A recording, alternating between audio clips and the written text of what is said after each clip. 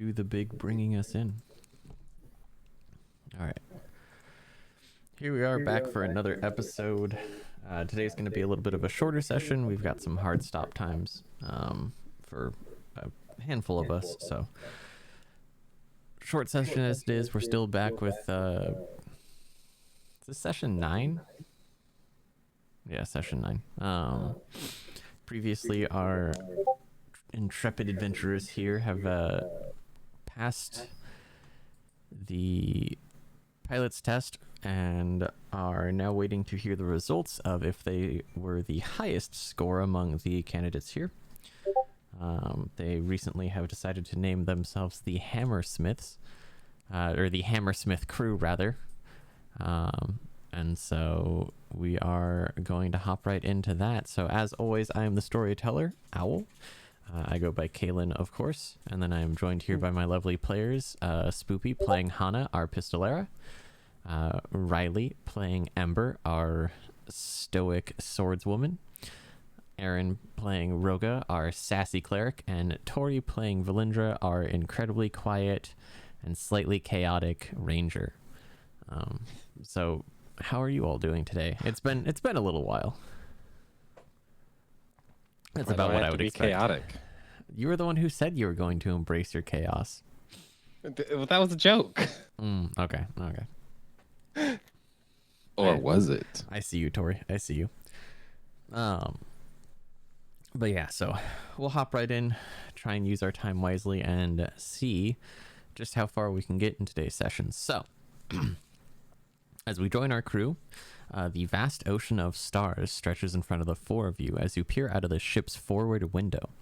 Excitement at your victory buzzing through your body as your ship bobs in the vast astral sea. Mere moments pass before a crackle catches your attention and a voice comes over the intercom. Congratulations, everyone. We're bringing you back. And suddenly, your vision goes black. Blinding light blurs your eyes as you blink away the enchantment, and the four of you are actually sitting in the cockpit. The four of you sitting in the cockpit now find yourselves back on Phaeton Moon. Take a second to get your bearings and then come outside. Enchantment spells of this caliber do tend to leave people a little sick, so let us know if you need any assistance. Now,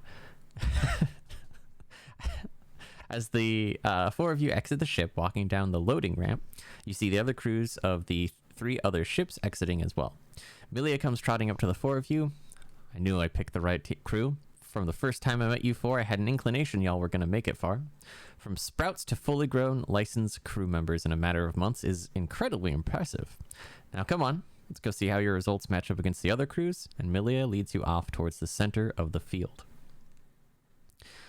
You lot and the other crews come up to Byron, Torvid, Bellis, and Ame as they chat in hushed tones. As you all gather around, Ame claps their hands together and begins. Well, that was certainly more exciting than I anticipated. It's not often that we have 4 crews do so well in their simulations, so the good news is that all 4 crews have passed. However, the bad news is that we can only choose 1 crew to bestow the prize upon. And while you all won your individual simulation battles, there are 2 crews who worked much better together, and Ame then turns away from your group. Team 4. The 3 of you had a rough start, but were able to rally and come together. You in particular, Lionel, did fantastic at rallying your crew and leading them. You'll make a fine captain someday. Ame then turns towards you, Team 1. You, however, were on fire at the very beginning, and made quick decisions to score some hits early on. While you struggled at the end, though, there was never a shift in morale. You all kept each other in check, and both Rogga and Valindra did admirably in their roles. Hana and Ember, you 2 have great potential, and I cannot wait to see what the 4 of you are able of. They then take a small step back and look at all 4 crews. To be able to reward both teams would make me happy. However, we only have 1 ship to award them, and they snap their fingers, and a ship begins to appear behind them, almost phasing into reality. The ship, while similar in shape to the one that you piloted, is a bit bigger, more streamlined. Before you sits a bright red ship shaped like a dart with an inlaid pilot's window, a dome housing a large cannon on its underbelly, and a port and starboard window that sit above mirrored wings, and capped off with 4 honeycombed-shaped engines. This is our newest model, the Outlaw S74R. An upgrade in both size and capabilities from our standard Outlaw 001-A models, and capable of taking customizations with ease, depending on the crew that pilots her. Ame smiles and lowers their hand, turning their gaze to Team 4, and then back to the 4 of you, and then back to Team 4. I do so love anticipation, but I suppose I shall only have so much fun. And so it was my pleasure that by the stunning 3 points, the team walking away today as a licensed crew and owner of this new ship is in fact Team 1. Off in the distance, you can see Milia cheering and laughing as Byron slaps his mechanical hand on his leg, fishes out some coins from his pocket, and gives them to Milia. You see her turn to the 4 of you and mouth, "Never doubted you." So Bellis and Ame move towards you 4 and hand you a piece of paper as well as 4 small crystal-like objects. This is the deed to your new ship, as well as 4 keys to open it and turn off the internal alarm spell. Now, don't think this means that you can fly your ship anywhere at this time. This is a registered guild ship still, and we'll need to talk more later about those details and what that means. And why the warning, of course. But for now, you are free to travel anywhere around Phaeton Mu. Bellis finishes with a smile and a nod. And with that, the 4 of you are free to do with whatever you want for the rest of the night. At some point, can I go to our ship and see if there's any possible way to disable any controls by the guild? Yeah, give me an engineering check. Gladly. Is that just a skill? For if you're trained in engineering, yeah, you can make an engineering check for things of that manner. Ah. So I see. Assuming you go on the ship first, you go up, you take your crystal and you tap it to one of the legs, and the ramp lowers and opens up. As you kind of walk around and look around the ship, you do find out very quickly that this is almost identical to the ship that you just piloted on the inside. The major difference being, of course, the very large underbelly cannon, which from the outside you can tell it's close to the same caliber of the side ones. However, it packs a little more punch than the other ones, and I'll get you the stats for that. Looking around the consoles, though, you do see that there actually are no, guild controls on it. What Ame and Bellis mean by a registered guild ship is that the serial number of the ship matches that of the guild association. Well, he said we can't just take it anywhere, even if it's our ship. So I'm trying to figure out if there's any failsafe they have in place to prevent us from doing so. There's no failsafe that you can find. You kind of get, actually, go ahead. If anyone wants to, they can roll this check as well. Ooh. Go ahead and roll me what would be a good insight style check? Go ahead and roll me an intelligence check. Oh, that's the other thing. How do you roll on it? Do you just click the INT? That's a 14. Yeah, you should just click the INT. Let's go. Rogga and Ember, you two kind of feel that something's a little sus with this. You don't know what, you can't put your finger on it, but you're just like, there's stuff that they're not telling me. Hana and Valindra, the both of you kind of recall when you were talking to the Torrent twins, Milia and Varric, that they had mentioned that there were strained relations with Phaeton Beta, with the guild association over there.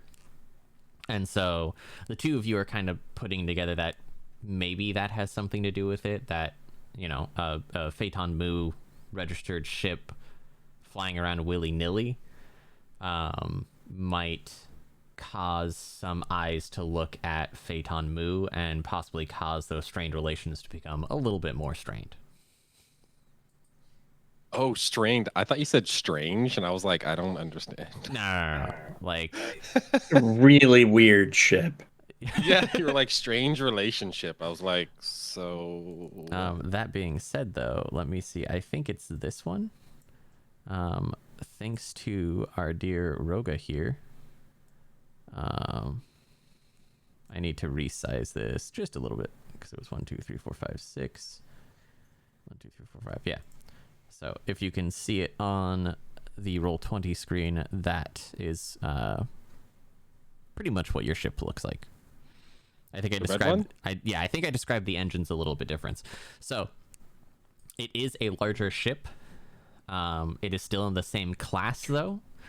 And of course, before we do any more ship-related combat things, I will give you all the stats for that. And then, of course, I think I need to, and I'll do that in a little bit, need to give Tori as the pilot control of this. But yeah, That's me. That's my. the other thing too is the 4 of you do need to make notes that each of you are level 0 in pilot, captain, engineer, and gunner.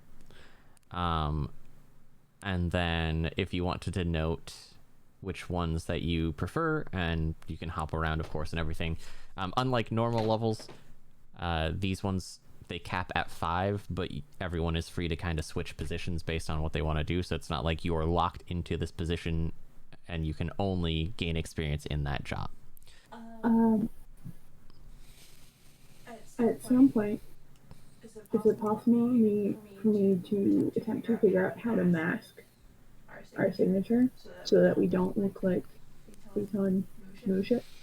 Yeah, its new ship immediately files off the serial number.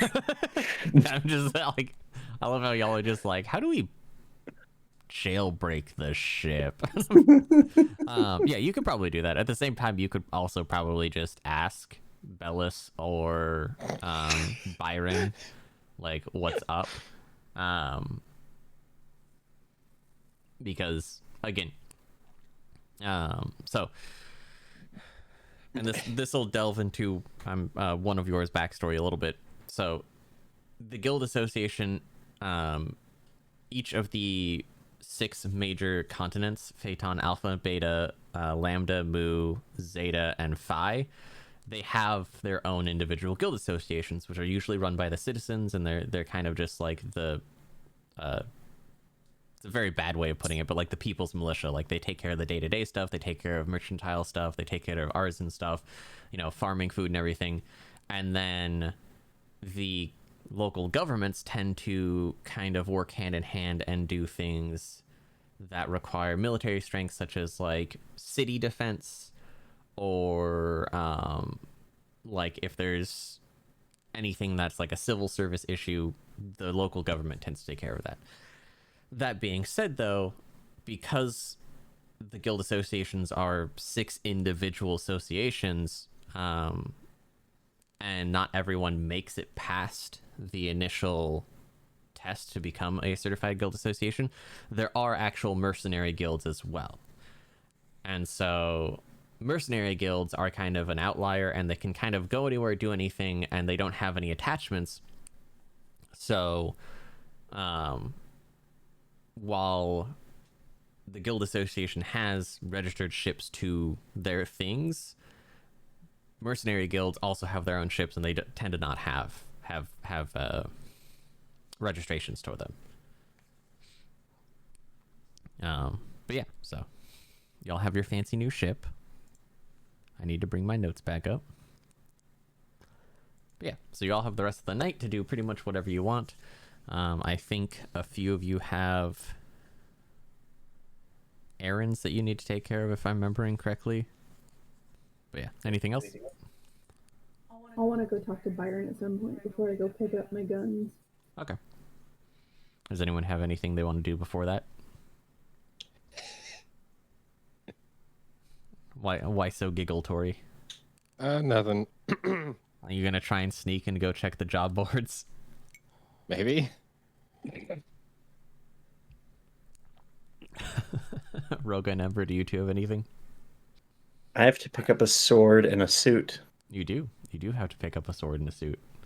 In fact, you have to pick up a sword and 2 suits.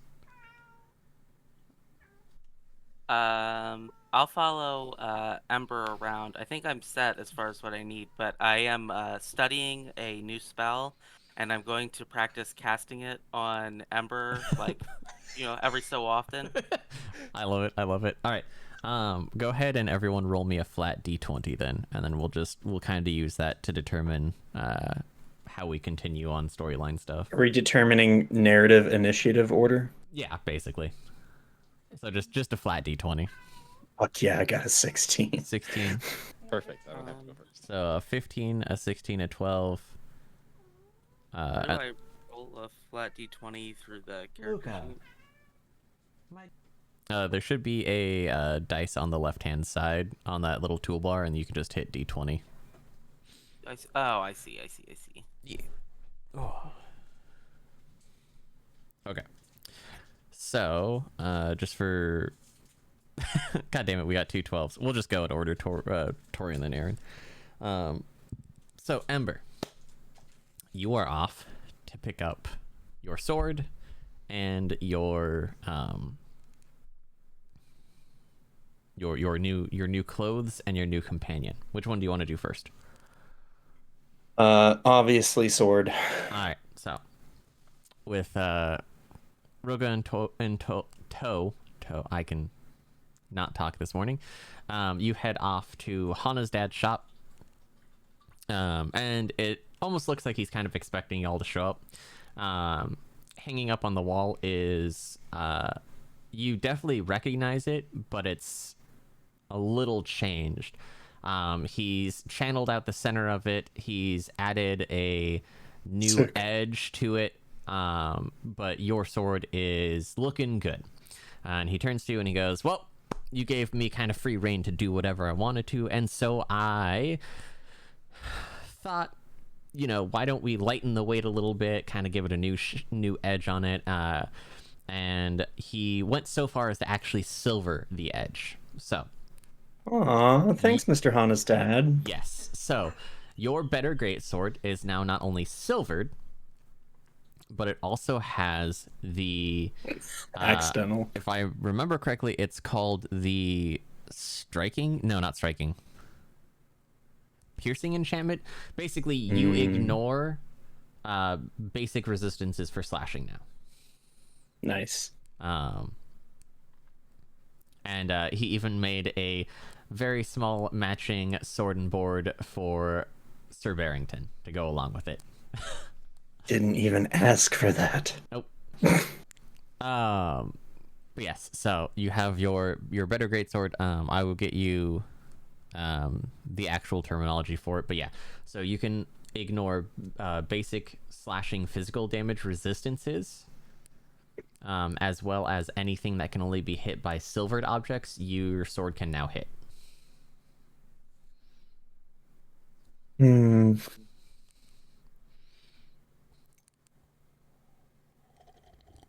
kind of stuck, Rogga.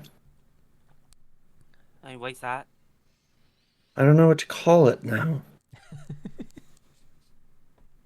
It was a good greatsword, and then it was a better greatsword. Well, now it's better than the better greatsword was. I don't know what a term could be for that. Do you think saying the best greatsword is going too far? Oh, I did have it. Feels like premature. Do you know what I mean? Like, is this the best greatsword I've ever had? Certainly, subjectively, it is. But is it the best greatsword? How about the greatsword? Oh, that's it. I love it. Great. I love it. Great sword. I forgot that I had already put the hammer watch on here. I know it's the appropriate size. Not quite as chunky. All right, so Riley has her great sword, as well as a tiny little matching sword and board for Sir Barrington. And then Hana, you also were going to stop by and pick up stuff from your dad, right? I wanted to talk to Byron first. Oh, you want to do Byron first? Sure. All right. So, thanks, Dr. Mr. Hana's dad. He kind of like waves you off, little confused, but is very endeared by it. Hana, as you kind of watch your party split and you stay behind with your ship, Byron's in kind of a little bit of a grumpy mood because he just lost a good chunk of change to Milia. But Suck he's a dick, still Byron. he's still hanging around, actually talking to Milia as well. So you'd be able to find the both of them just still on the airfield for a little bit. It's unfortunate that you bet on the wrong crew. Sometimes you just gotta risk it for the biscuit, you know? I don't know. Seems like Maria knew what the obvious one would be. Well, I didn't expect, and he kind of looks at Milia, and he side-eyes Milia and is like, I didn't quite expect the team I was betting on to choke that hard at the end, but, you know, some of these things you only have so much foresight on. Well, I did have some questions. I took a little look around, and the signature on the ship specifically is Moon. Is it possible to mask that? He kind of looks at Milia, and Milia looks at him in return, and they look around a little bit. You don't quite know what for or who, possibly. And they look back to you, and Byron goes, well, saying this is a little above your pay grade might sound insincere, but the truth of the matter is our relations with some of the other guild associations are worse than most understand. To the point where, and Milia kind of chimes in and kind of steps in for him. As you know, Beta has been sticking their nose into a lot of businesses and into a lot of places that they normally don't. Now, we try to act sovereign and let everyone else act sovereign as well.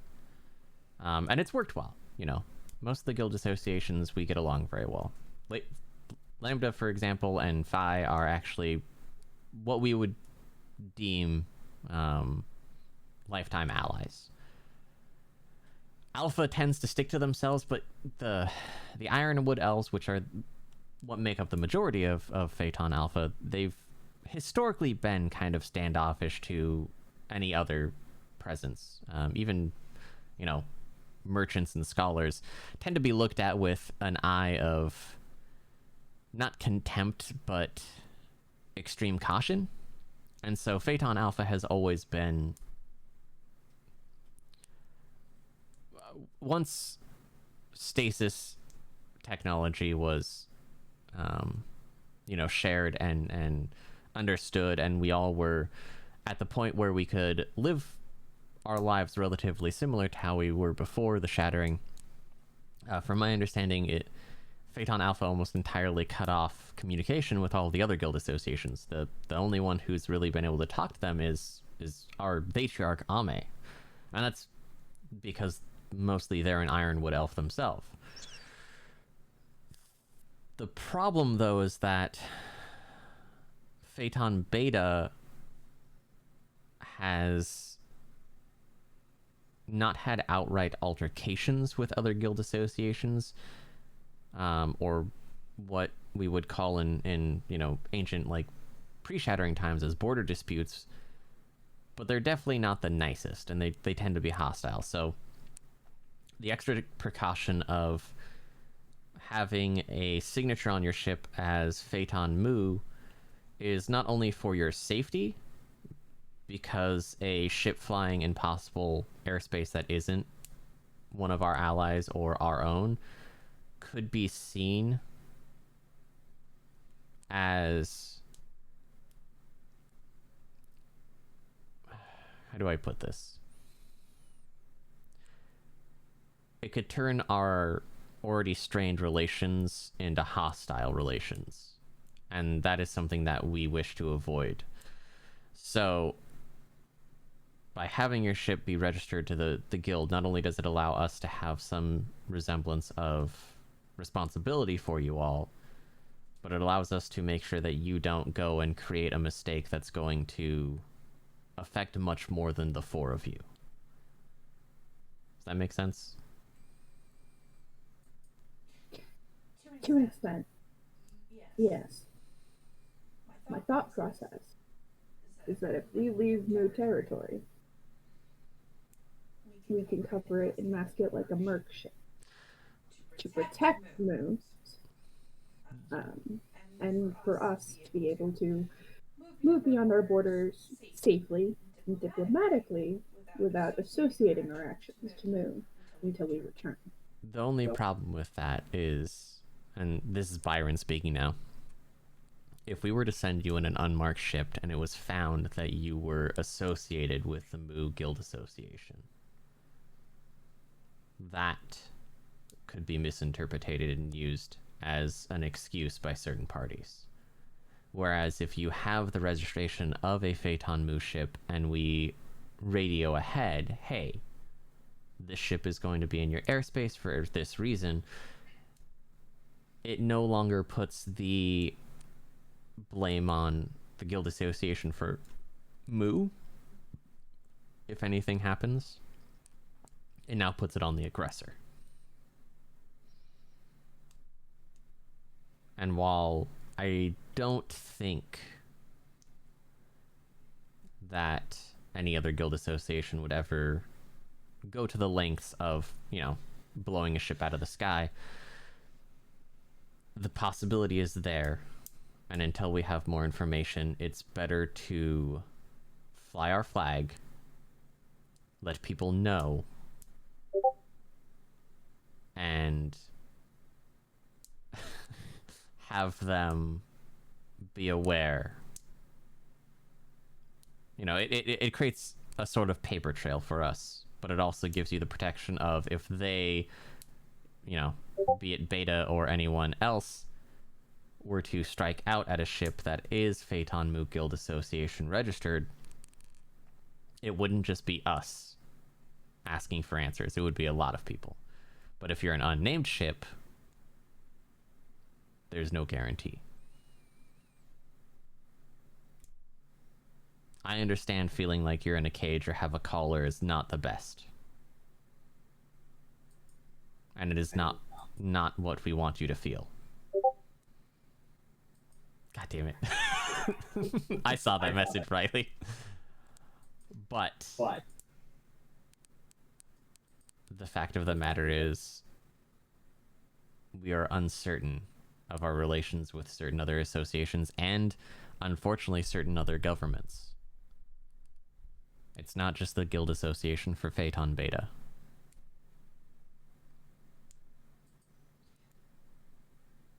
This particular crew has a hard time with being leashed.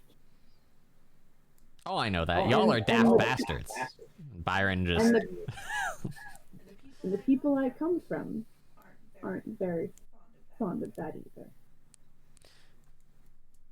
I want to be able to provide our skill set to the fullest. My concern comes with being able to be tracked. Again, diplomatic paper trail seems like a very specific weak point for some of the work we've already been sent to do. Milia kind of raises her fingers and goes, for those things that we've asked you to do,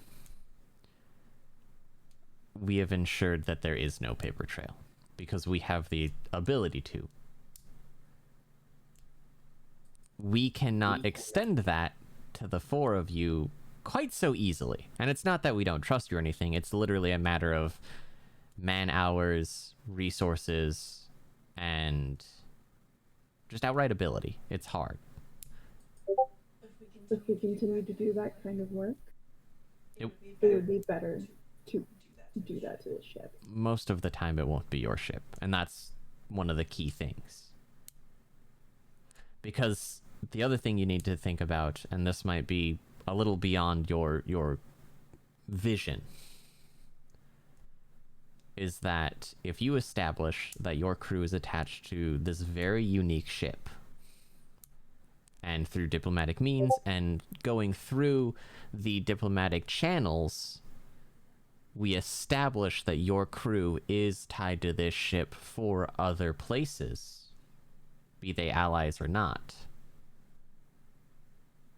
Eyes won't be on an unmarked cargo freight for the 4 of you. Eyes will be on, and Milia gestures to the S74R, eyes will be on that. Does that make sense? Yeah. So, and Byron kind of picks up. Speaks up again. I do understand what you mean. I do.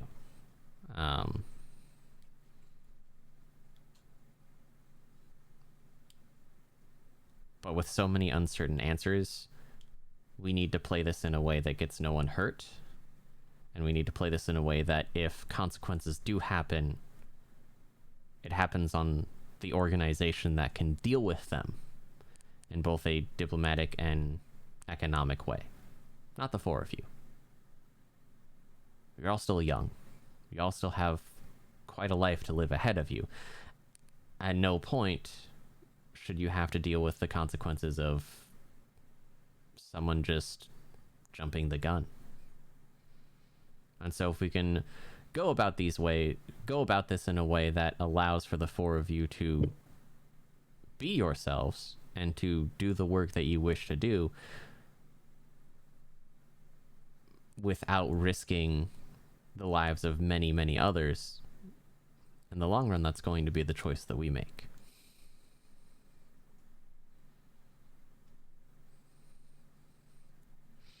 Above table, do you kind of understand how ship registration works for like airplanes and stuff? Yes. Okay. Yeah. So it is basically the exact same. There's no like internal mechanism that like throws out like the beacon or whatever. It's literally just who owns the ship, who licenses the ship, and stuff like that. And then whoever the pilot is or whoever the captain is would be the one responsible for flagging the landing zone, being like, hey, this is, you know, the Hammersmith crew of the Outlaw S74R, you know, from Phaeton Mu, all of that. And then in a database that is shared between most guild associations, they would be able to look up, cross-reference, and be like, okay, yeah, no, this is tied to Phaeton Mu, we understand this, blah, blah, blah, so on and so forth. So, all right. I do believe that leads us to Valindra next.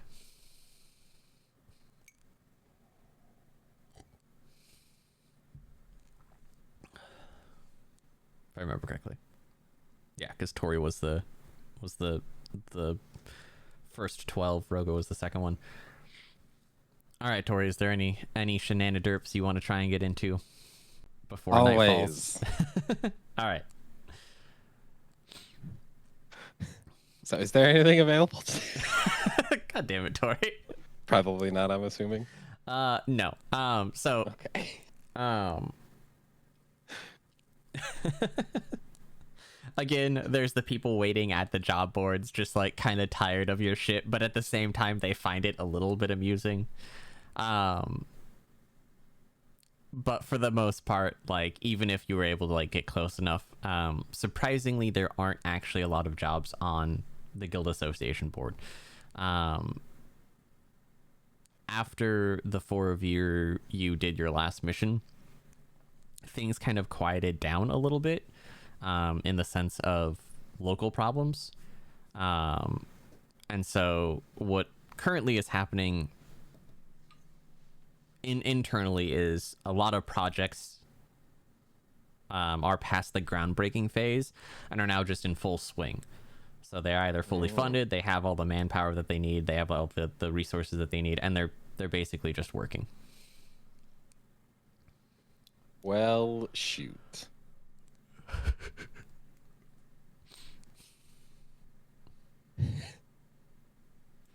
I guess it's nap time then. All right. So we'll come back to you in a little bit then. And then Rogga, you said that you were just following Ember around practicing your new spell. Actually, I changed my mind. There Oh. are a couple things I'd like to purchase. All right. Hit me with it. Let's go. Okay, so I'd like to go to some sort of like tailor or clothier. What I'd like is a nice, dramatic cape, Mm. enchanted to adjust size to fit whoever's wearing it. Okay. So yeah, you basically would be following Ember around then, because that's Ember's next spot. So I guess we'll do yours and then hers. The other thing I'd like to buy is letter stencils. Maybe like 2 foot, and like deep blue paint, like almost black. All right. Yep. Nope. So it'd be real easy for you to find those. You honest. You can make you stencils. I mean, yeah, that would be the other thing is Hana could just make them. Oh, well, there you go. But yeah, just like a general supply store would probably have the paint that you'd be looking for and everything, and then it would literally just be like a oh my god, what's the actual terminology for stores that like an art craft store or something like that? Like those exist. And then I am gonna cast Zone of Truth around Ember a couple times just to see how it works. What exactly does Zone of Truth do? Let's see. It makes them have like penalties against deception and. Let's see. Creatures within or entering the area have difficulty lying. Each potential affected creature. Not what I wanted to do. I thought that was me. Lol. Each potentially affected creature must attempt a will save when the spell is cast or when they first enter.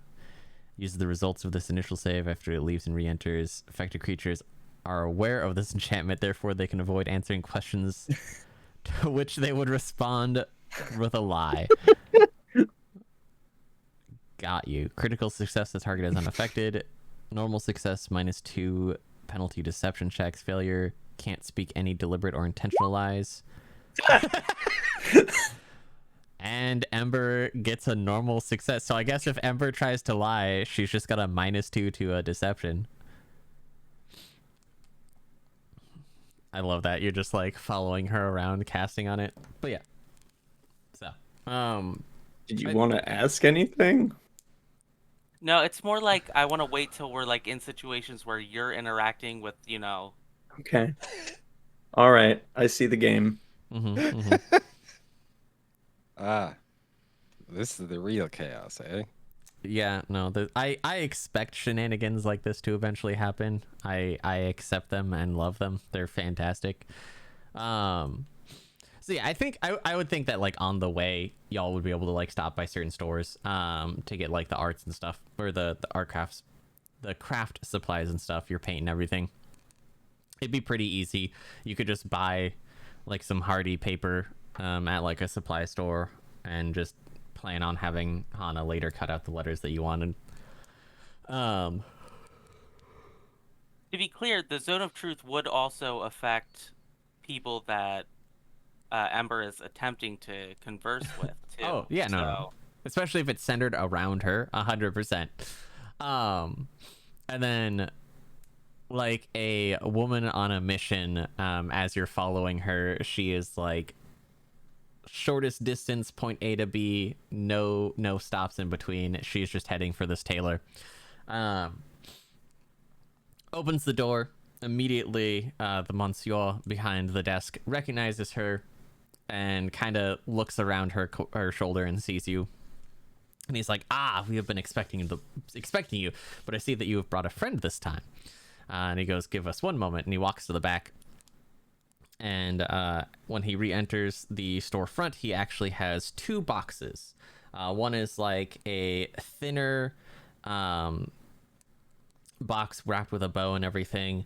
And then the other one is actually probably like a, cubic foot box.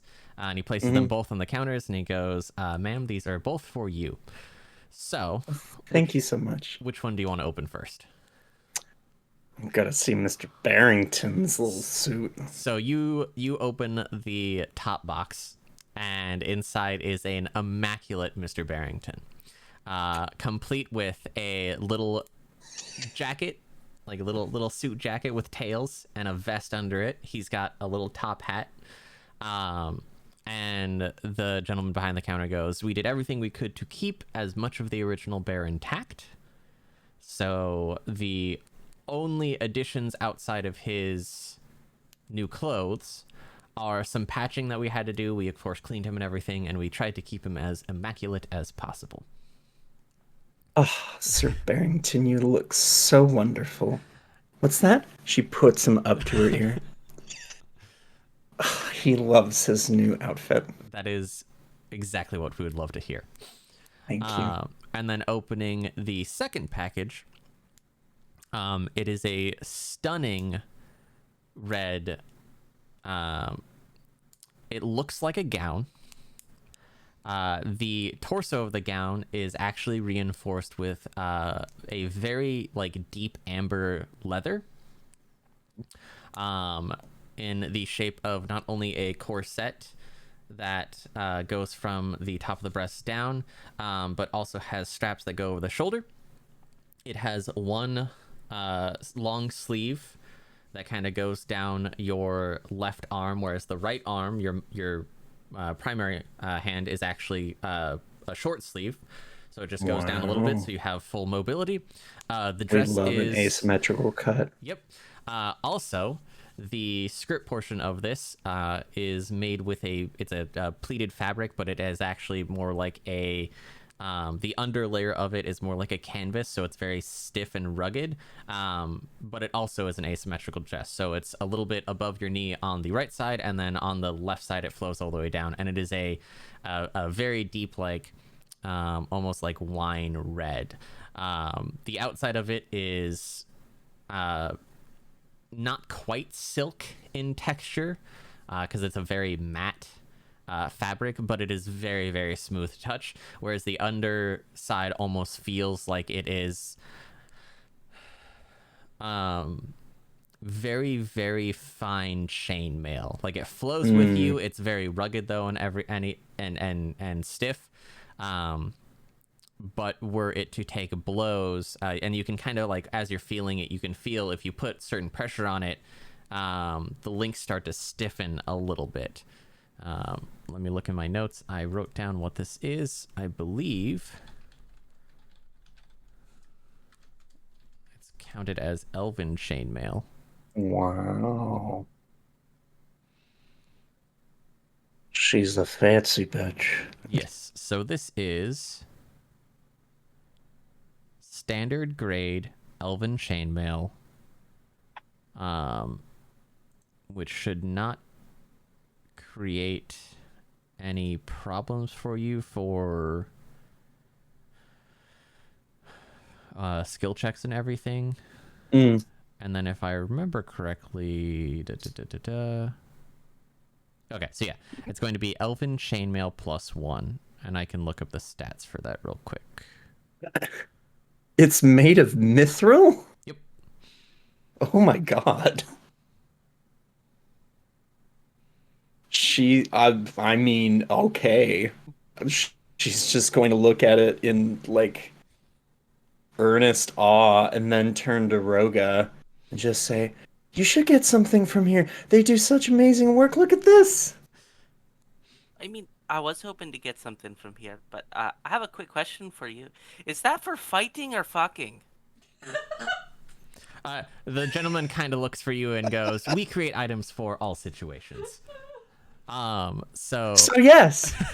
Ember, for your this is going to be a thin item, standard grade elven chainmail shirt, and so it'll have a hardness of 5, HP of 20, just in case we end up going into anything that actually attacks your armor specifically.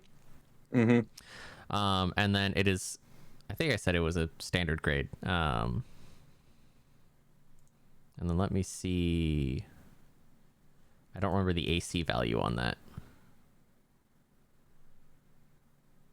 I'll look up the AC value on that in a little bit. Okay. It should just be a standard chainmail shirt for Yeah, AC fitting value. rooms. Yeah, and he kind of like ushers you to off. So like the desk in front of you,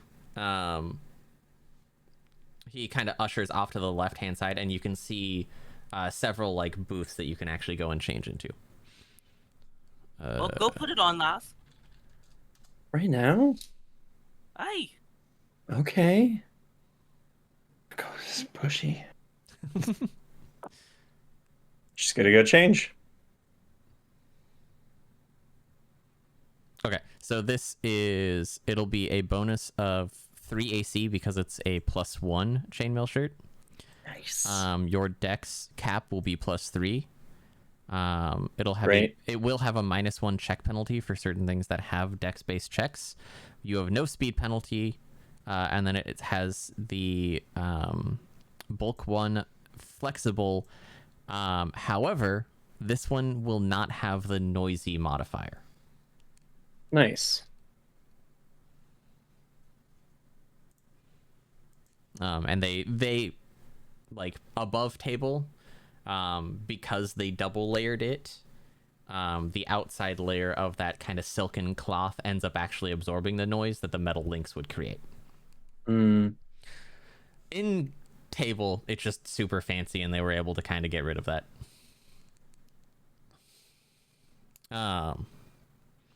But while Ember is changing, the monsieur behind the desk kind of looks at you and goes, "You said that you also had something in mind."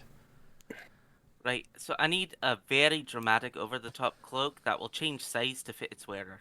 He looks at you and goes, "Over dramatic is everything that we do," and he claps his I thought hand. it might be.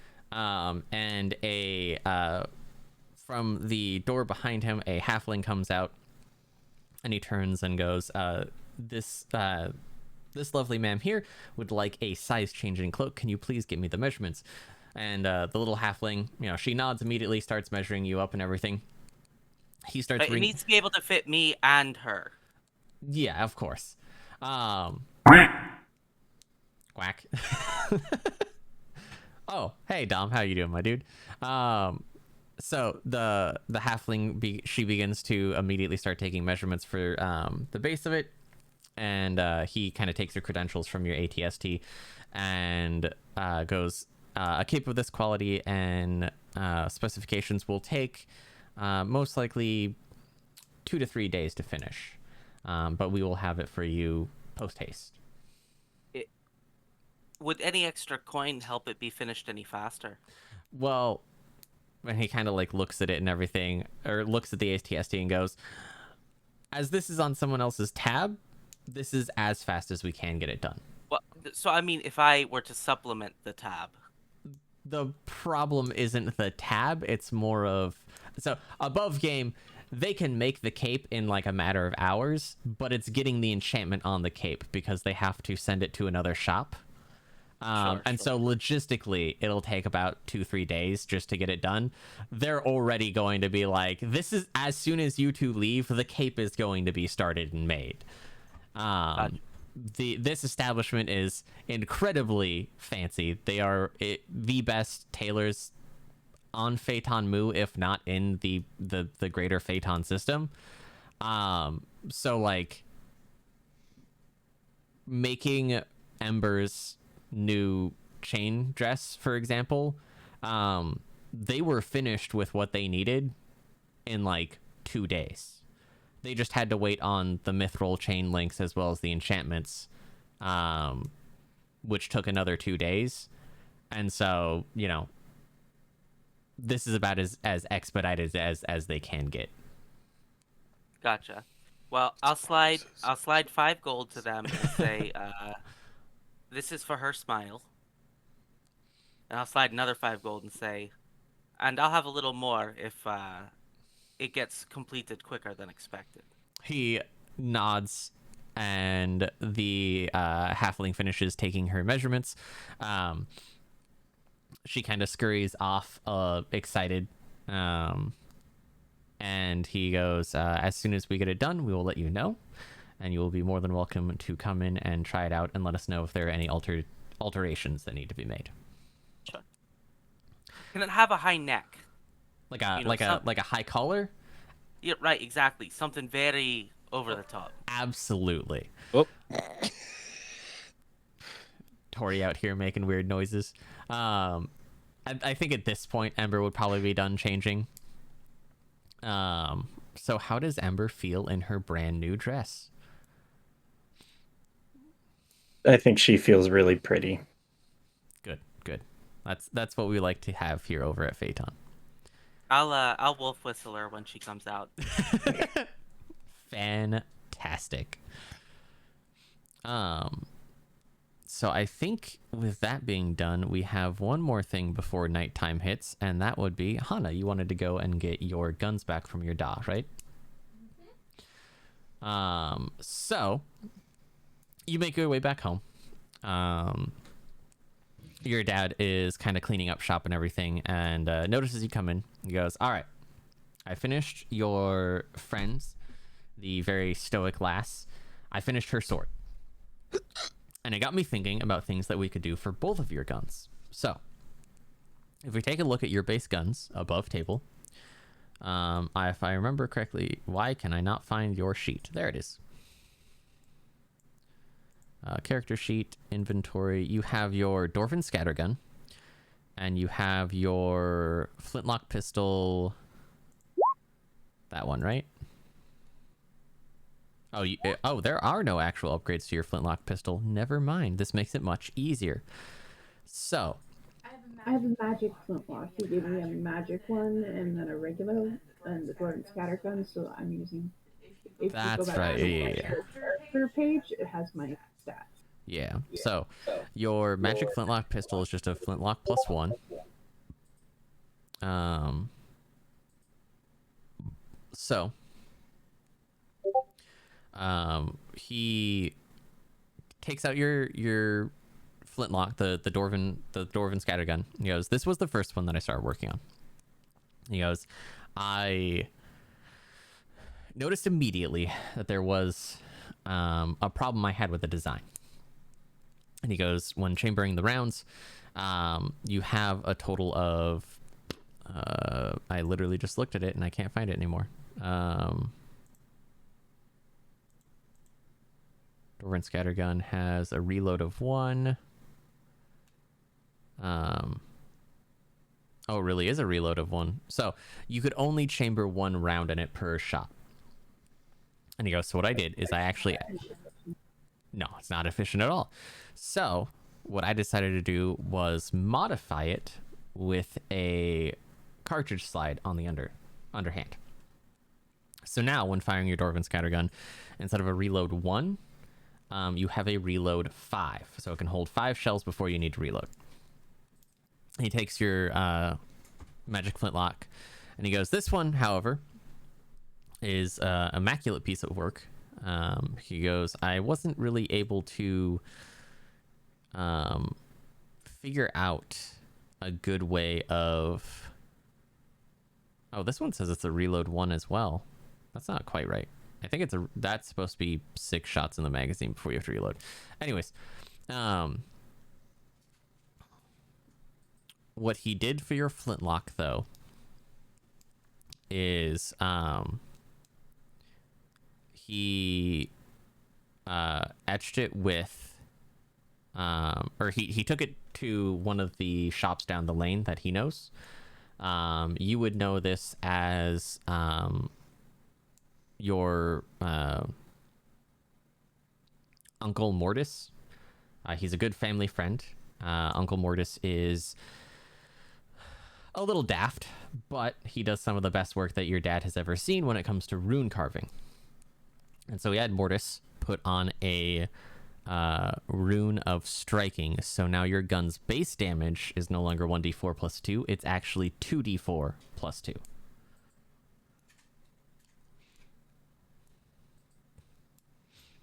There you go. So, and you look at the side of it, and on kind of the slide lock for it, you see a rune that is very, very, very similar to things that you've seen on Rogga's Warhammer. So you're able to identify exactly what that is pretty quickly, almost before your dad even tells you. He goes, I myself didn't really have any good ideas for how to improve this, so I decided to take it down to Uncle Morty, and Uncle Morty decided that what better way to improve something that was already magical than just adding on to it. So he actually took some time, did some good engravings on it, some of them magical, some of them not. And you can see that there are definitely like some engravings on the gun that are just like little fleur-de-lis and stuff like that that make it just look super fancy. Your dad goes on to continue that, you know, your Uncle Mortis was very much just like a pretty gun for a pretty lass is the only way to have it. And so he took his time and did a whole bunch of work and, you know, did his best with it. And so now you have a magic flintlock pistol with a rune of striking engraved on it. Awesome. She's gonna just shift and just like hop up onto his shoulder and give him a little nug. Yeah. He gives you some good scritches and kind of just lets you ride on his shoulder as he continues to clean up the shop and everything. Okay, so I do believe, if I didn't miss anything, that's everyone's errands that they needed to run before we kind of move out of the city proper, right? Okay. So as night rolls around and everyone is beginning their nightly routines, what do all of your characters do to relax themselves for a well-deserved night of rest? And we'll start with Ember, because Ember won the roll.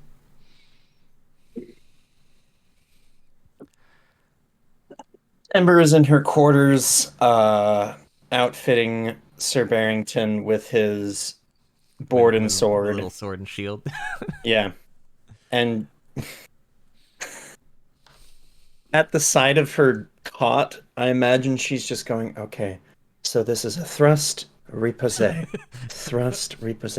When you go with a side, you want to bring your action up and hold, and then strike down. If someone hits the edge of your sword, you have enough indentation on this that you can jerk their sword out of their hand because it's going to sink into the shield itself, and you'll be able to disarm them like that. She's just running through entire scenarios of how to teach this, just like shadow boxing with the bear. This and everything. stuffed animal how to fight. Yes, I love it. So that is everything that I could ask of and more. I love it.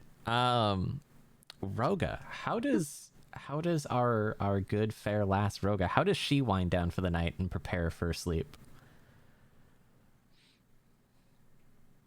A good bit of drinking. Just a good nice cup of ale before the bedtime. Yeah, probably something harder if it's available. I think she's probably going to spend the evening in the tap room. I'd like to cast a Zone of Truth around the whole tap room and just wait and see what happens. So Rogga apparently just chose violence today.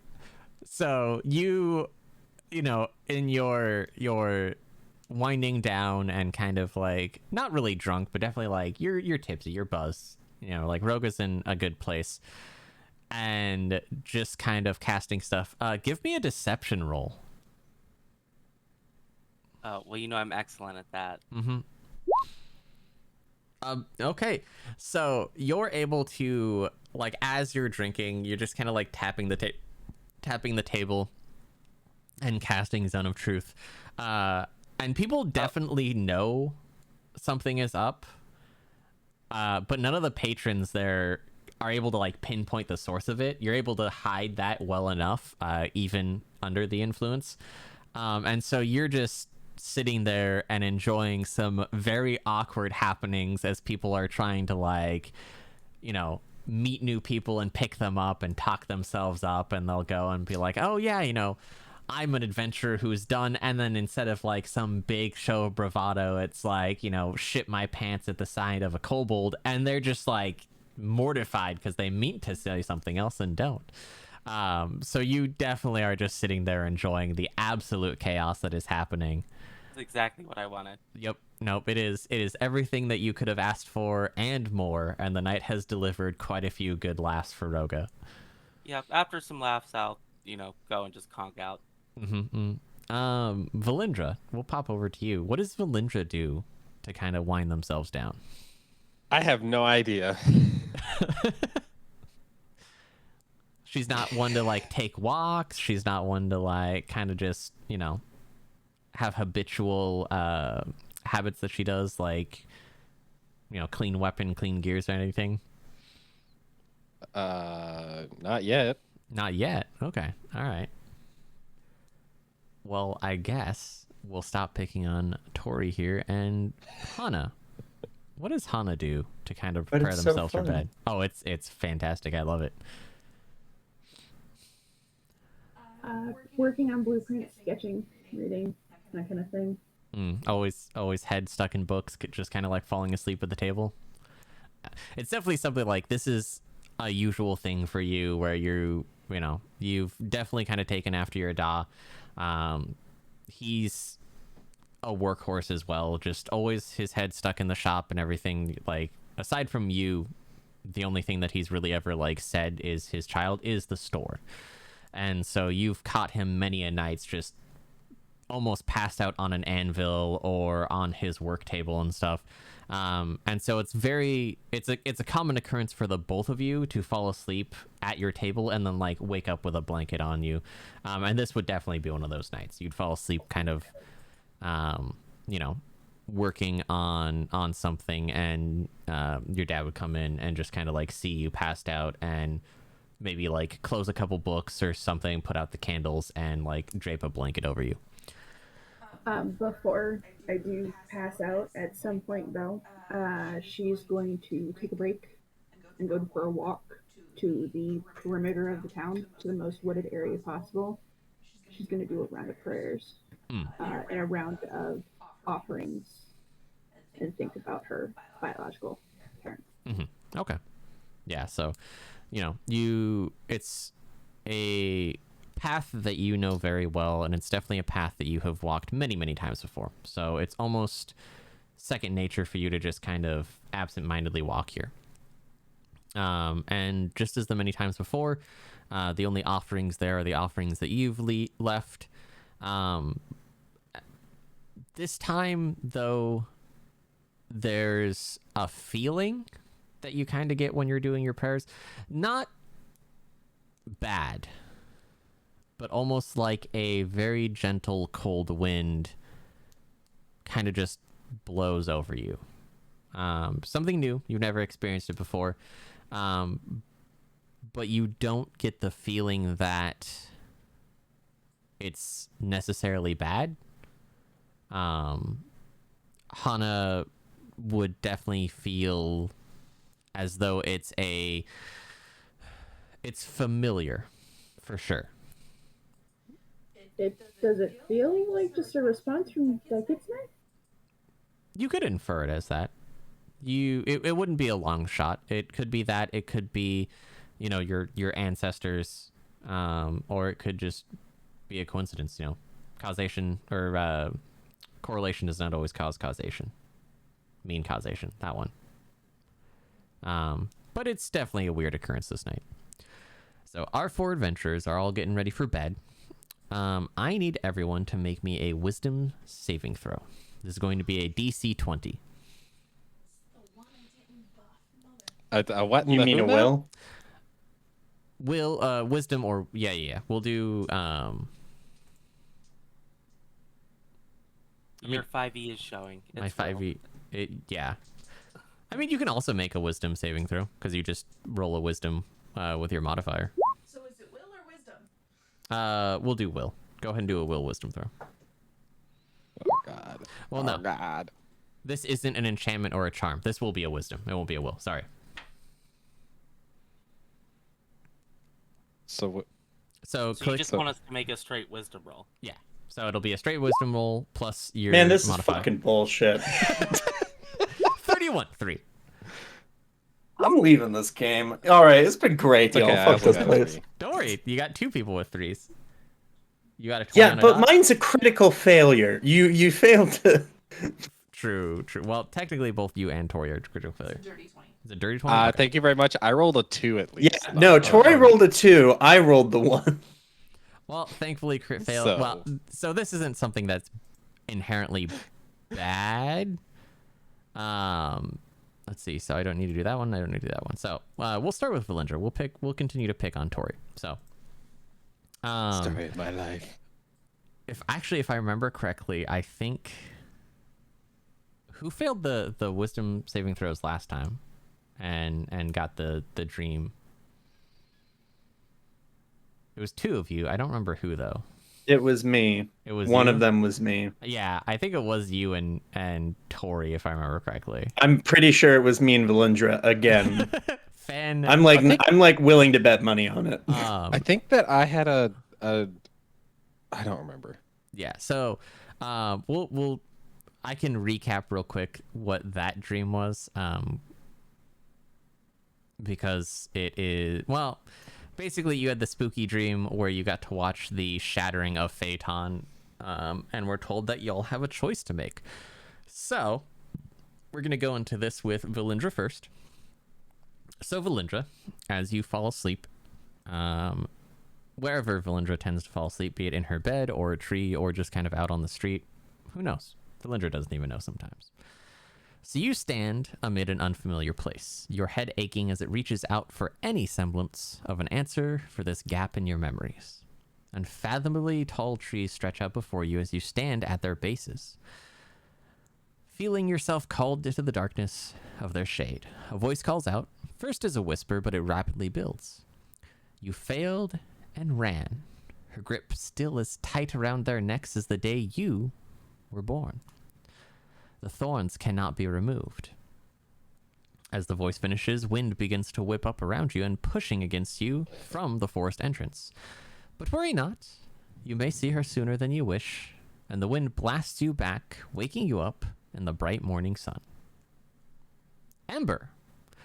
As darkness envelops you and cold pierces your body from all angles, you blink, and around you, you can see that small lights begin to pierce this veil of darkness, and slowly a vision of a greater universe is born. Slowly, a planet seems to phase into view, wrapped tightly in ethereal purple chains. You can feel a presence next to you, but try as you might, when you turn to look, the figure seems to always be just out of view. You have lived this before, Oathkeeper, and you will again and again. And soon you will be tested, and you must ask yourself, do you stand strong and uphold your oath, or do you strike out and break the chains? And a cracking sound begins to catch your attention, but as you turn away from the voice, you wake as the sound cascades over you. Morning breaks, and the four of you, some of you sleeping better than others, do rise and go out to meet each other at the airfield. Last time we decided that the next big thing y'all would tackle was going to be meeting Rogga's family, actually, because there's the Emberbeard enclave that is over in Darfar that has kind of been asking questions around, and you all wanted to get a little bit more information on that. So how y'all doing? We doing good still?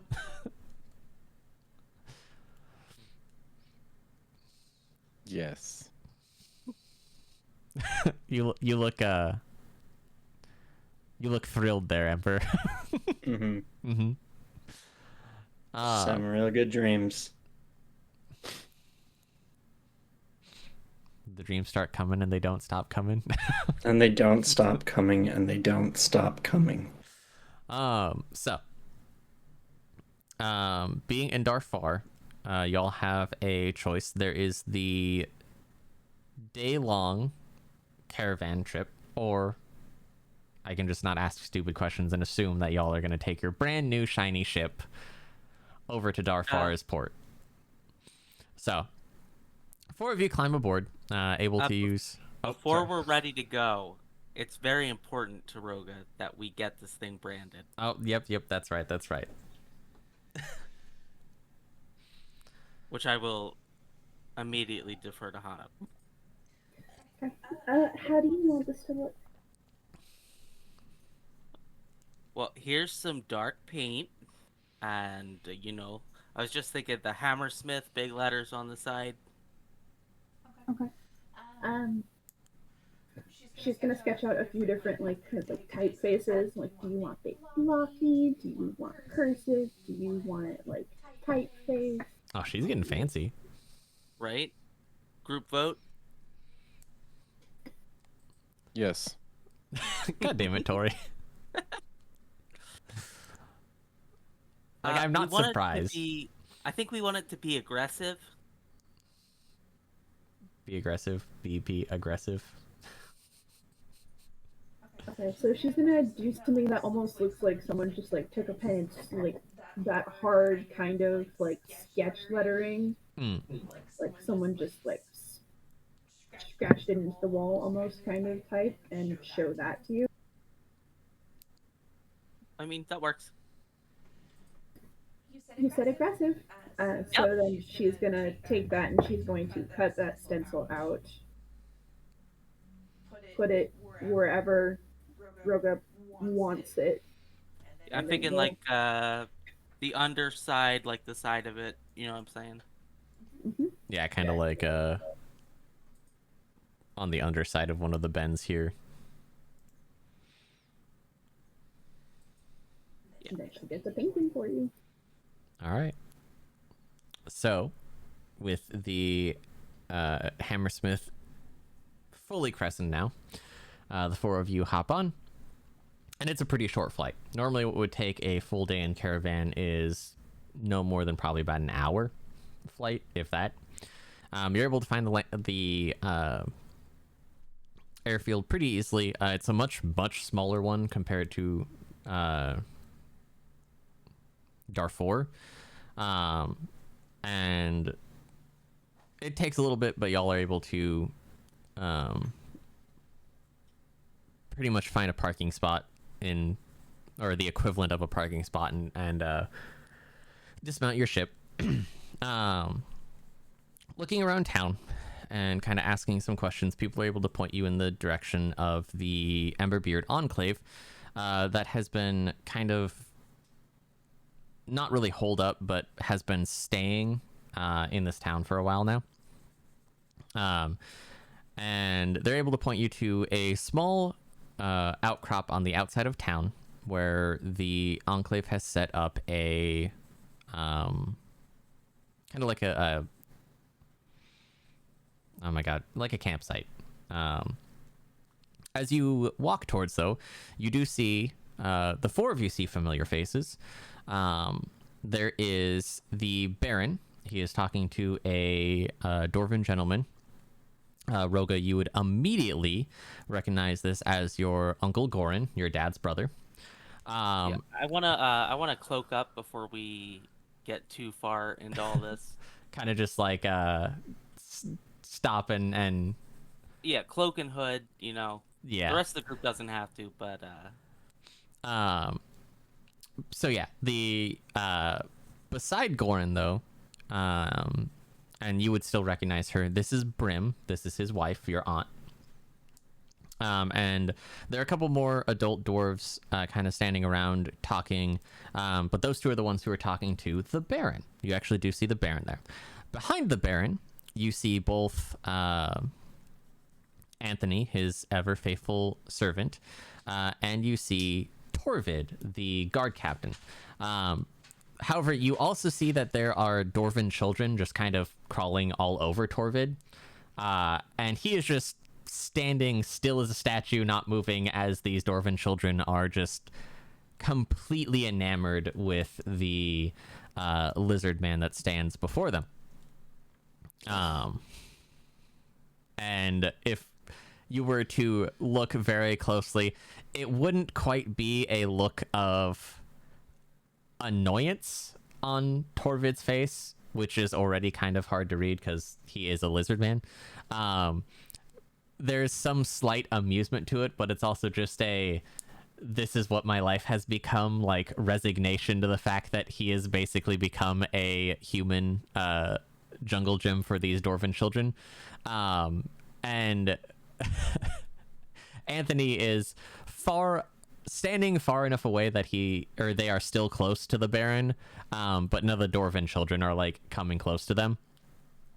And so as you all walk up, you can kind of hear what seems to be the end of some negotiations.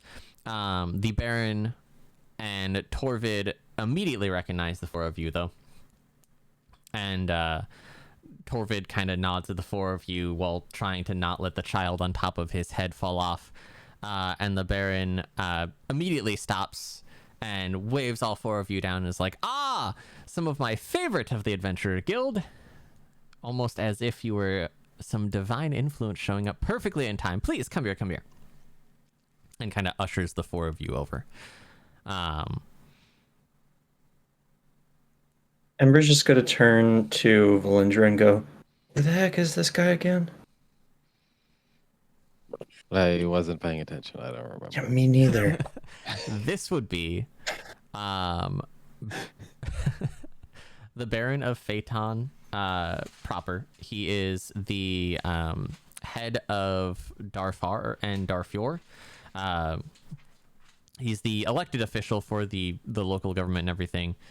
His family has been in charge for quite some time. The people tend to just kind of love him. He's a very simple man, but he's also just very lovable and has a good sense of like moral justice and ethics.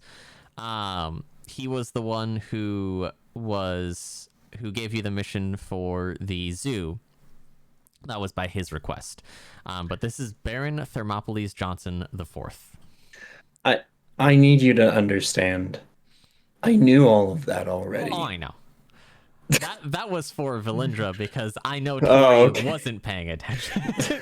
I was actually paying attention. Oh, okay. Yes. Well, then I guess that was for YouTube and Joke's and on Twitch. you. Jokes is on me. But yeah, so he kind of waves the four of you over and everything. And so, for those who wouldn't recognize them, in front of the Baron stands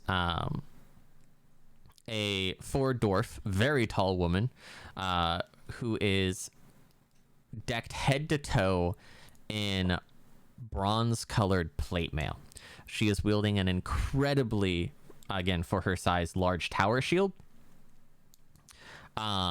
decorated immaculately with a what appears to be the face of a demon, almost in a like battle cry, and on her back is a very large hand cannon. Next to her is a slightly shorter dwarven man. On his side, he wears a gun. On his back, he wears a longsword. He is dressed in leather armor. Both of them just had fiery red hair. Also immaculately taken care of and styled. He wears his beard braided as well as his ponytail, whereas she wears her hair in kind of a short bob, with a shield in one arm and a helmet in her other.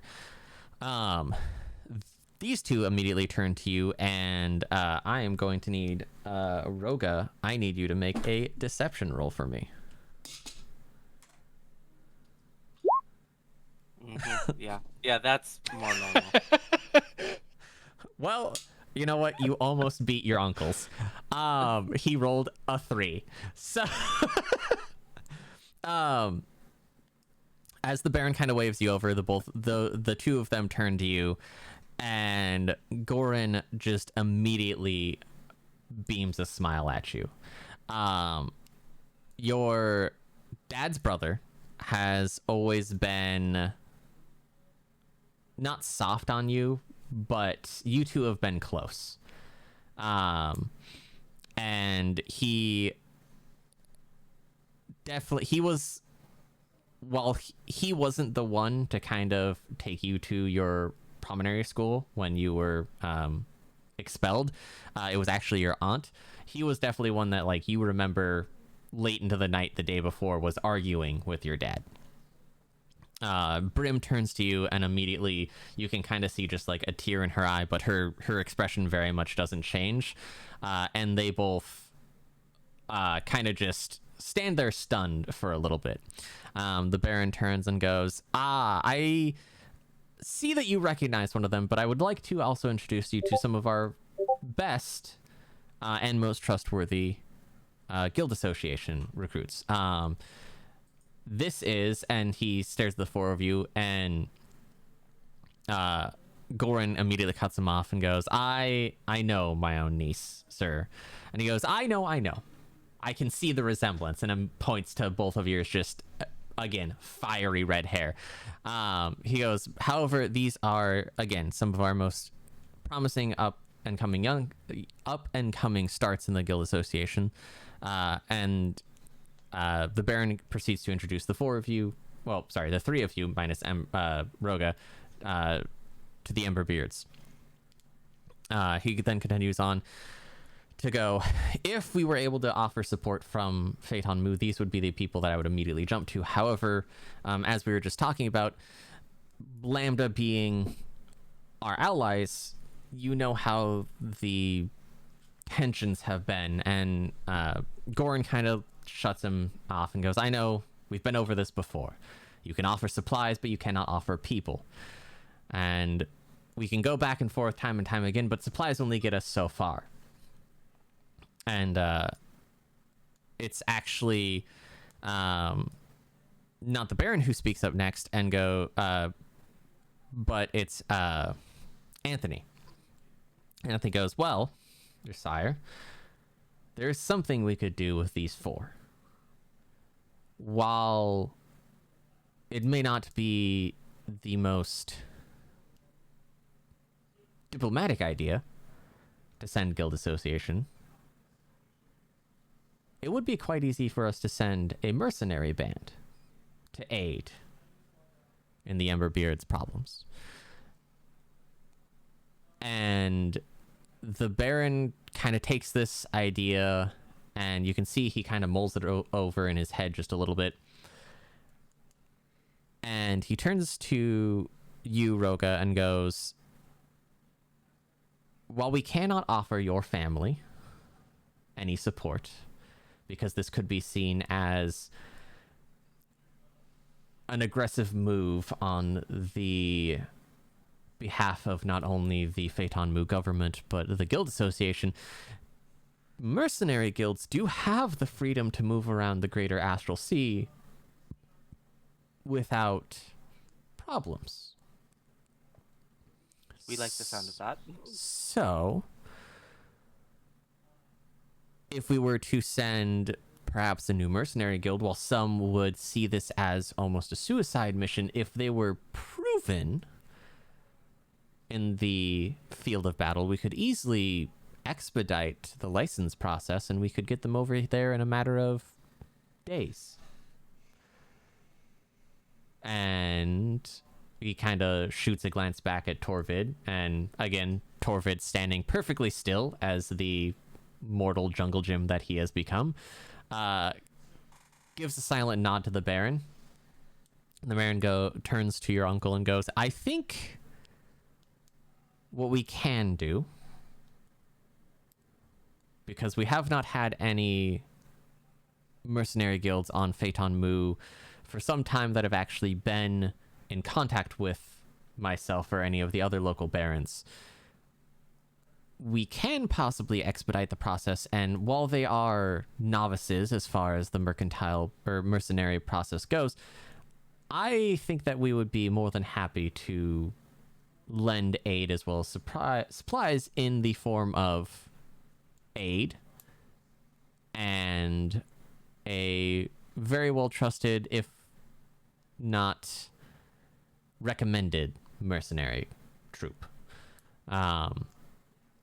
And you can kind of see that Goran has a smirk on his face and is nodding along with it. And he goes, all right, I can see where you're going with this. And I think we would be able to survive with a little bit of help in the offer of your supplies. That, of course, would entirely rely on my niece here being okay with going back home with her friends. And he kind of turns to you.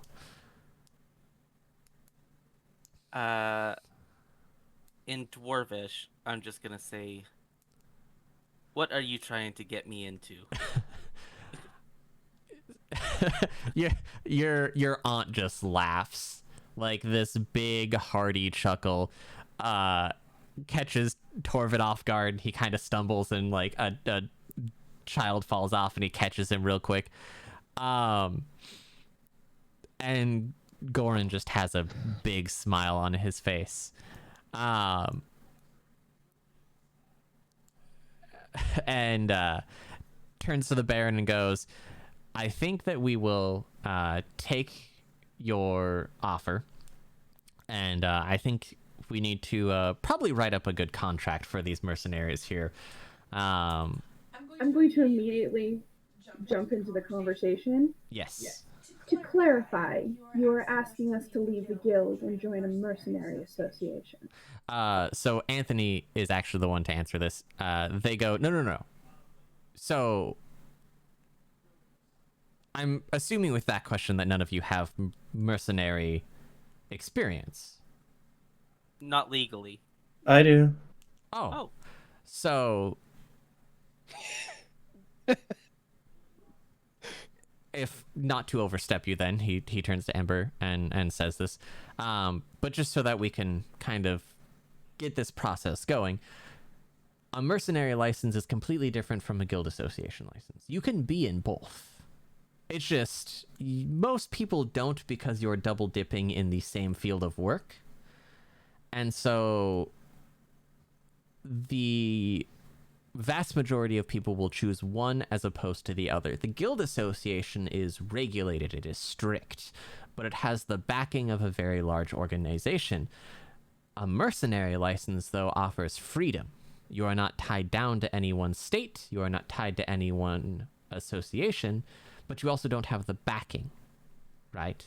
So you have to prove your mettle as a mercenary, as opposed to a guild association. You have records and backing and systematic support to show what you are capable of. And so for most people, they will either start as a mercenary and then become a guild association, or you'll do one or the other. Does that make sense?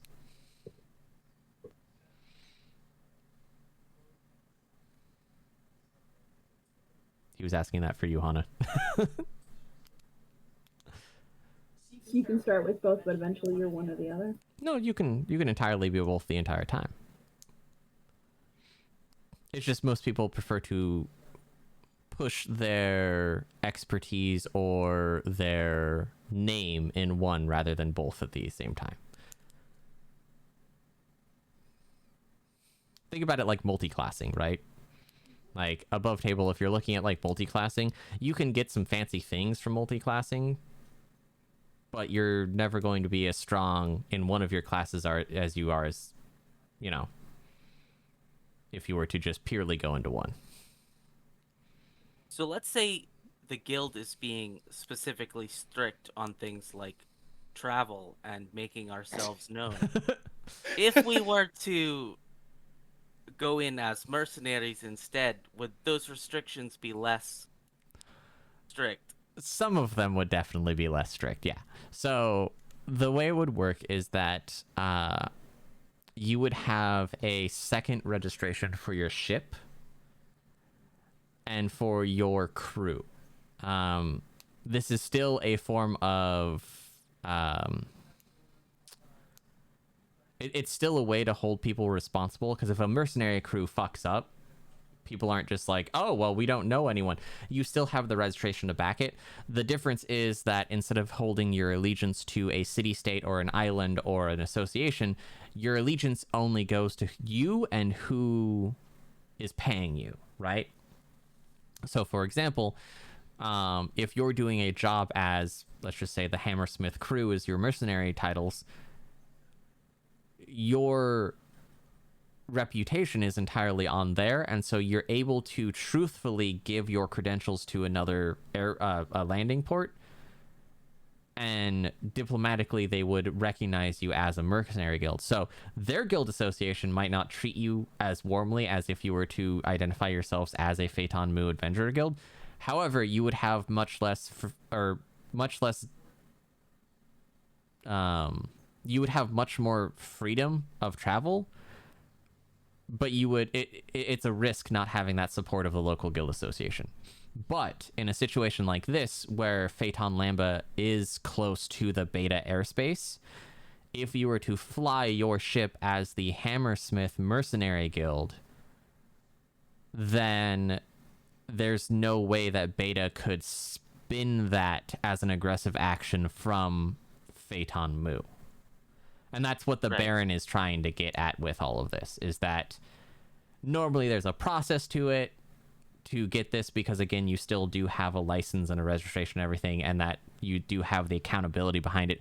However, if you have the Baron on your side and he can expedite it so that he can help these people that he does actually want to help, but do so in a way that's not going to create a problem that's going to affect more than just one group of people,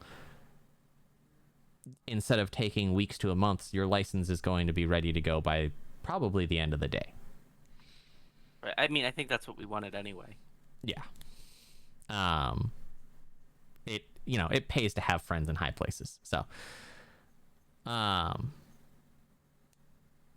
yeah, so Anthony finishes their explanation and everything, and continues on. So if the four of you are okay with that, I can begin preparations for your mercenary license immediately, and we can be back with it no later than the eve, and you'd be able to leave by late evening, early nightfall. That sounds good to me. All right. However, you haven't told us anything about what you want us to do. Again, Brim kind of laughs a bit, and Gorn goes, well, I can answer that. So, recently, we have been trying to reclaim some of the lower tunnels in Shadowmoon that have been lost for a long time. The problem is, we've also been simultaneously trying to expand some of the areas, and we came across something recently that stirred up some troubles. Normally, especially with how the traditionalists are, we would just rely on our own strength, but with our current issue, it's been far too much. Our warriors are tired, our supplies are dwindling, we've been faced with waves upon waves of what seem to be undead, but these are creatures that we have never encountered before. You strike one down and two rise in its place. You know, we push back one wave and are good for the night, and it comes back full force the next. And it seems to be that there is no end to these monsters. So we've reached out for help. Unfortunately, the Phaeton Lambda Guild Association has been very stretched thin as of late, so they've offered some help, and we've been able to take that and everything. But the local government has also been so stretched thin with the border conflicts, if you want to call it that, with Phaeton Beta, that they've been able to offer no help. And, well, you know how my brother is. We've relied on our own strength for far too long, and it is time to realize that we can only do so much as a single nation of people. So, against the Council of Elders, as well as some of the other family members' wishes, I, along with your aunt and your other uncle, kind of went against their wishes and were able to secure flight to Phaeton Mu and kind of get some help. And we've gotten a handful of adventurers not associated with the guild who have been willing to help for the promise of coin. The Baron here has been an absolute lifesaver with the amount of supplies that he is going to be giving us to not only bolster our own forces, but to build up some defenses. But by the end of the day, the real thing that we need is manpower. And we haven't been able to find a whole lot of that, aside from, the mercenary here or there for promise of coin. And we understand that we can't really expect, the full support of the Phaeton Mu Guild Association or the local government here, because, again, with the rising tensions of Phaeton Beta, it's better to get the help we can and not risk outright conflict. But this just kind of goes to show that we need to stop relying on these traditional sort of views that the Dwarven way is the strong way and that we stand on our own, and we very much need the help of others. I think you're overlooking a pretty big factor here, though. Brim kind of steps forward at this point, and she goes, when that factor comes to rise, we will deal with it together. And she goes, you know that I hate that bastard more than anyone else. And we'll make sure... They aren't going to be happy to see me. And Brim nods in agreement. You're not wrong with that. But at the same time, they don't have room to be happy or unhappy when death is knocking at the door. So either they accept the help, or they get out of the fucking way. And Goran kind of chuckles to himself, but in the background. When it is all said and done, the help that we can get is going to be the help that we can get, and my brother can suck that up and deal with it. And as far as my friends go, are they still unwelcoming of non-dwarves? Brim kind of looks at the three of them and kind of looks at you and nods a little bit, and Goran's a little bit quiet. And he goes, there's a bit we need to catch up on, because a lot has changed while you've been gone. However, your friends will be more welcome than they were a couple decades ago. Well, I'm glad they're less specious now. The Shattermoon Dwarves are unfortunately very much stuck in the ways of old. And we're not quite as welcoming as our brethren in the Erebos Mountains. And there's no excuse for that. You are absolutely correct, lass. And How do you feel about adoptees? About adoptees? So I actually, Bow. I did have an idea, but it's a big ask for the three of you.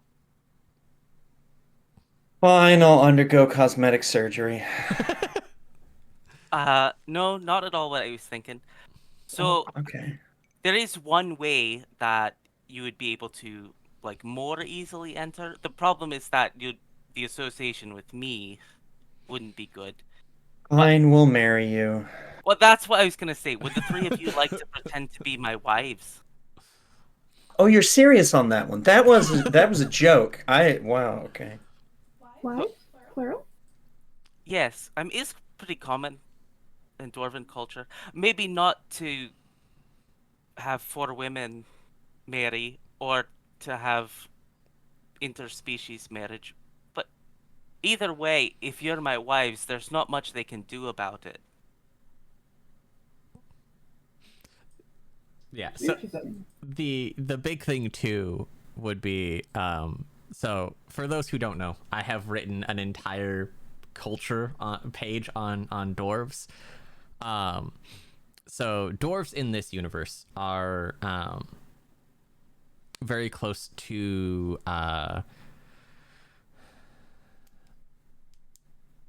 what's a good culture now, known culture in this world to kind of attach them to. I can't think of one off the top of my head. They're very much a tribe and clan based society, and so They're a cult. yeah, well, the traditionalists are definitely a cult. And so polyamory is actually pretty much accepted in both Dwarven and Orcish society. They're both societies are very much built on the idea of families raising the next generation. And so, like, for example, Brim and Goran here, they do actually have another husband. It's not the fact that it's the husband is a problem. The main problem that a lot of traditionalists see nowadays is in Dwarven society, there are 4 main castes. There's the warriors, the artisans, there's the pious, and then there's the scholars. And when the scholars were created, they were seen often as soft souls, as what they were called, or softfoots. Rogga's other uncle, Gromish, is a softfoot. And so it's not the fact that, again, it's, husband, wife, husband that Rogga's dad hates. It's the fact that Rogga's dad, Goran, his brother Goran married a bard. Oh, well, yeah, that's a disappointment every time. But no, so large polyamorous families like that are actually very much common. And then the other thing to take note of is Rogga's ma and pa are both hardcore traditionalists. They're very set in the ways of the Shattermoon Dwarven pasts, which is, the pious are at the top and they're the ruling. Goran and his family and a ever-growing amount of dwarves in the Shattermoon Isles are abolitionists, are what they're called. And so the conflict that y'all are going to be kind of going through is not based on interspecies problems right now. It's gonna be based, or you're gonna be going and dealing with traditionalists versus abolitionists. And we'll kind of get into that next time because we're reaching our 12 o'clock time limit, and I think we'll cut it there with some fun culture notes. I do have one question. I have multiple answers if you have it. Do they have guillotines for sale? Yes and no. Okay. We'll get into some of the more specifics about the Dwarven culture and everything kind of as we go through this storyline. And then we'll get to deal with some fun things in Rogga's past. What's a mercenary job without faking marriages? Hey, look, if anything, I'm here for it. But Hey, I've faked it before. Mm-hmm. Yeah, Hana's just gonna be like, well, my guy's a dwarf. Might as well. Mm-hmm. So we will call it there for today. Because again, we unfortunately had to do a shorter session for a few of us here. We'll be back in 2 weeks, diving headfirst into the Emberbeard Enclave arc, and kind of exploring some childhood trauma and some fun culture references. So I hope everyone here, be it on YouTube or on Twitch, joins us next time, and we all hope that you have a fantastic rest of your day. Yeet and skeet.